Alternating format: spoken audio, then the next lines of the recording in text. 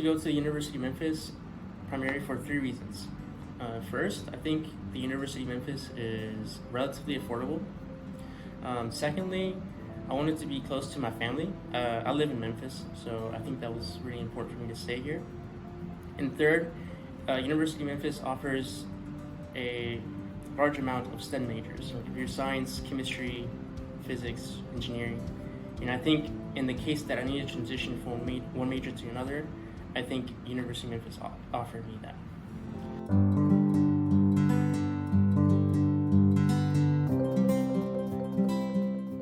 Well, I always had an interest of wanting to becoming a medical doctor. I liked chemistry in high school, so I initially picked chemistry as my major.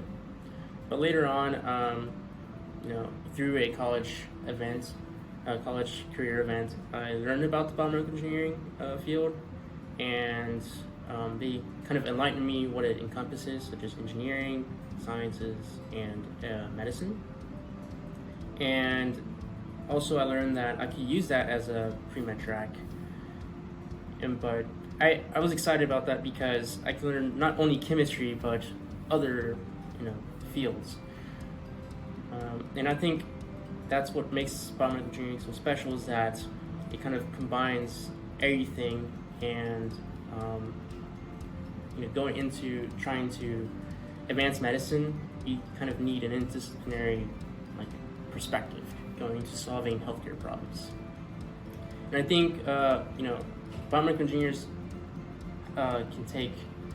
they take more classes or other classes as other engineers, because we also have to take the same calculus classes, we have to take the same physics classes, but we also have to take biology and chemistry in addition to that. And so I think generally we're very diverse, and we're also very adaptable because of that. We have to learn a little bit of everything, and we can explore areas of interest if we wanted to, because we're able to take electives that can be in any engineering field offered here at U of M. And inclusively, you can even take other hard sciences. You can take more advanced biology classes, chemistry classes if you wanted to.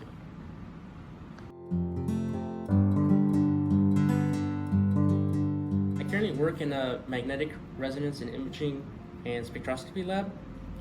My research involves fatty liver disease, and fatty liver disease is a prevalent disease amongst our population. 25% of the world is affected by non-alcoholic fatty liver disease and non-alcoholic steatohepatitis. The non-alcoholic steatohepatitis can progress up to cirrhosis. The problem with this disease is it affects many other aspects in your lifestyle, because the liver is such an important organ.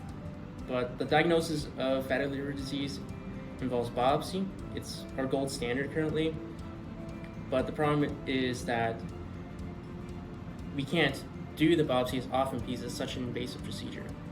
So our lab is trying to improve techniques that we can non-invasively look into the state of the liver.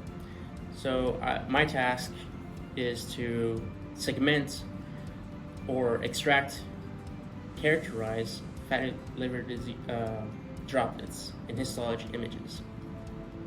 And then from there, we can make a three-dimensional space of liver, and we can simulate the size and the characteristics of these fat droplets. And we can run simulations on these 3D livers, essentially a digital phantom, and try to figure out the accuracy of different techniques. Also kind of works with St. Jude.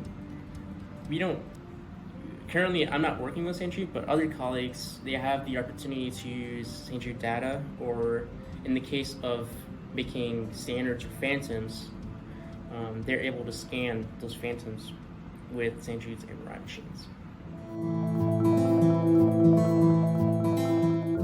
I applied to, and I'm planning to go to the graduate program here. It's a joint program between the University of Memphis and University of Tennessee Health and Science Center. And the reason I wanted to keep going here is because I like to research so much, and also I have other colleagues in the lab that I'm working in, they work with artificial intelligence, and I'm interested in artificial intelligence, and I hope that I can work with that field and gain new skills, and especially like kind of merge, the imaging field with AI.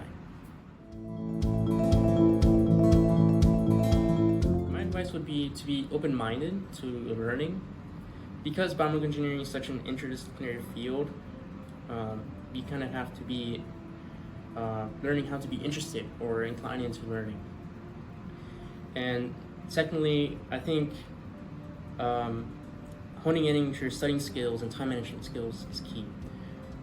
Mainly because, you might take a class in biology and you might take a class in circuits. They're very different, so you have to kind of know how to shift your mindset on how to approach the topic. And this is going back to how biomedical engineers are so versatile and adaptable, is because of this. They are able to know how to learn different topics. Also, the time management is important because you need time for yourself. You need time to re-energize, to recharge, to optimize your learning, and also your self-care. And also, don't be afraid to reach out to your older students, your professors. How I got into research was I liked the class. I liked the medical measurements class, and the professor talked about their research, their MRI research, and I reached out to her, and she welcomed me in her lab. And I advise you to do the same, where you don't have to do this later on in your college career. You can do this early on. Just contact professors, look at the website, see what they do in their lab, and reach out to them if you want to shadow a student. You can ask the student questions. Hey, what do you think about this lab? What do you not like? What do you like with this lab? What have you learned in this lab?